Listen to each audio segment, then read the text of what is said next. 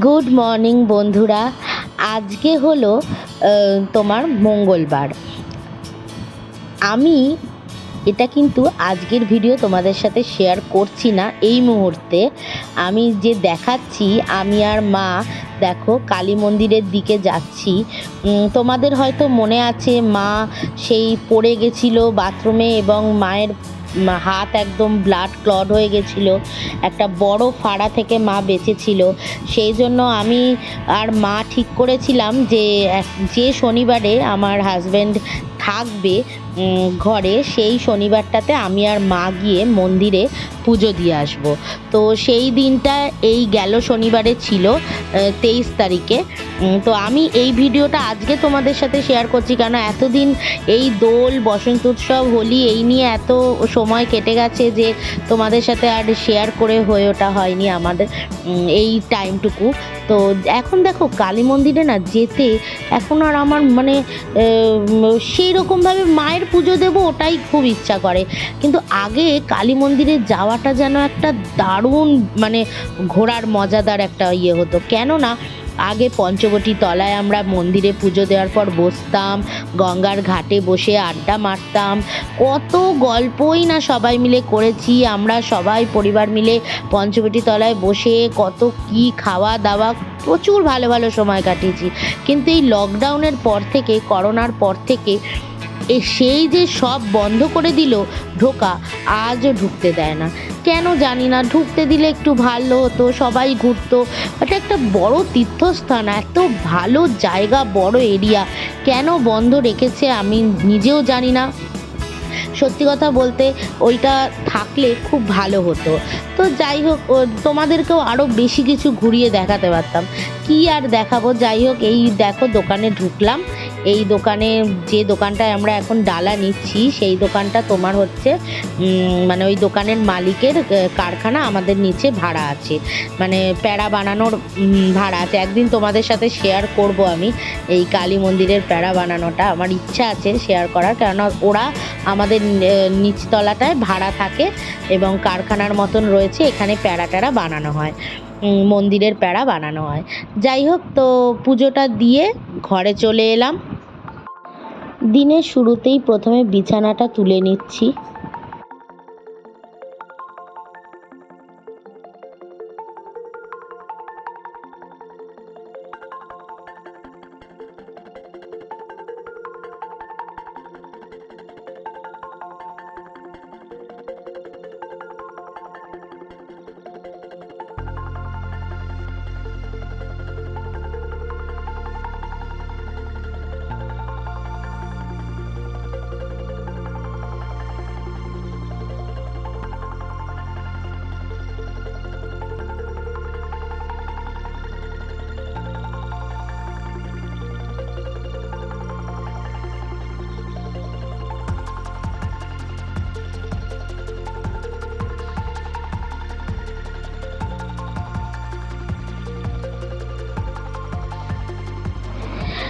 আজকে আমাদের রান্না বান্না বিশেষ নেই, বিশেষ মানে নেই, কেননা তোমরা তো সবাই জানো রোববার দিনের পর যে দিনটা থাকে সেই দিনটায়, মানে যেহেতু রোববার দিনের পরের দিনটা সোমবার, তো কিছু আমিষের কিছু বেঁচে গেলে সেগুলো আমরা কোনো দিনই খেতে পারি না।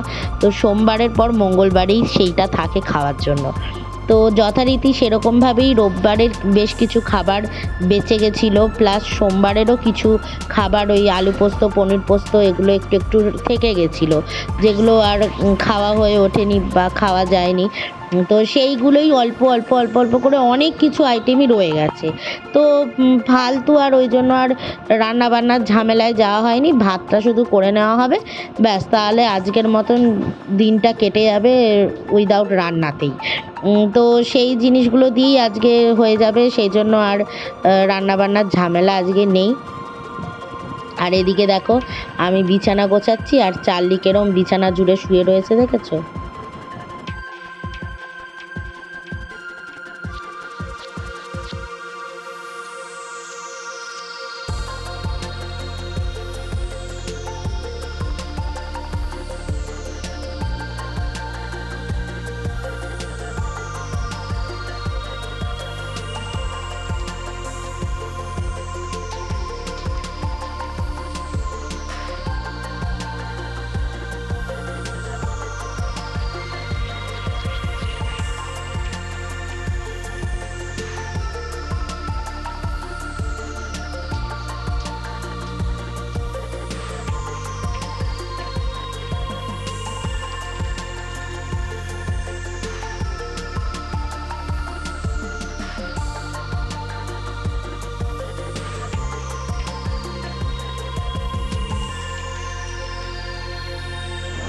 আগের দিনের বাসি বাসনগুলো ছিল, তো সেইগুলো মা একটু মেজে নিচ্ছে।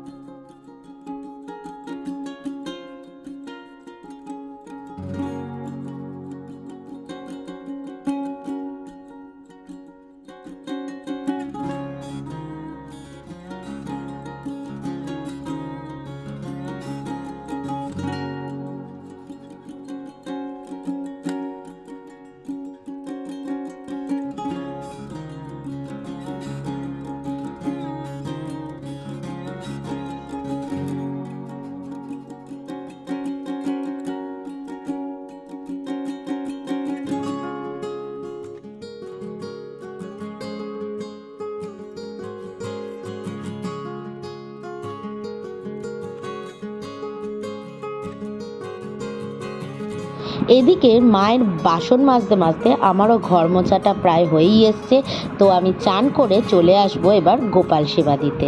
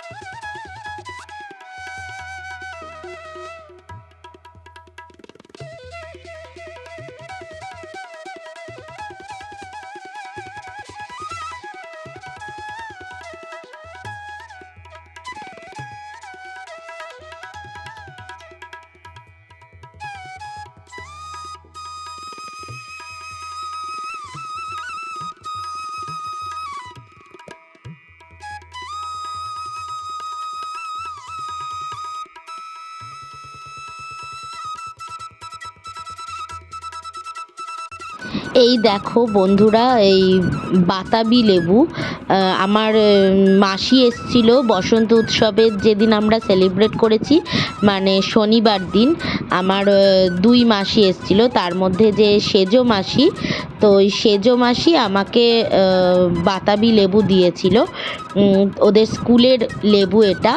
আর গোপালের জন্য দিয়েছিল এই বাতাবি লেবু, গোপালের জন্য 100 টাকাও দিয়েছে গোপালকে কিছু কিনে দেওয়ার জন্য।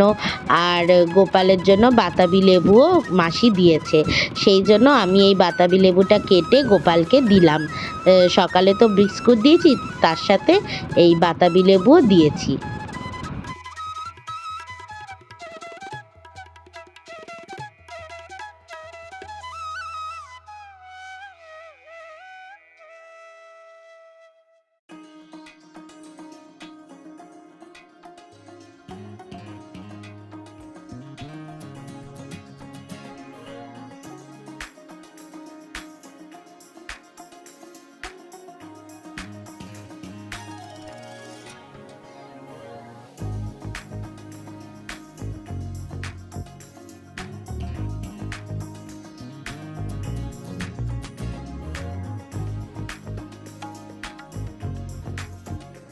সাথে এরপর আমি ওর ভোগটাও বানিয়ে ওর সাথেই দিয়ে দিলাম। খিচুড়ি ভোগ বানিয়েছিলাম, সেটাও আমি দুপুরের খাবার দিয়ে দিলাম ওকে।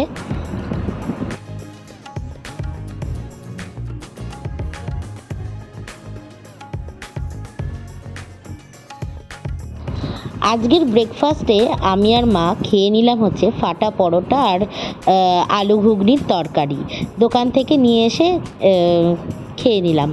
আজকে আর ব্রেকফাস্টেরও যেহেতু রান্না হচ্ছে না, তো ব্রেকফাস্টের ঝামেলা করে লাভ নেই।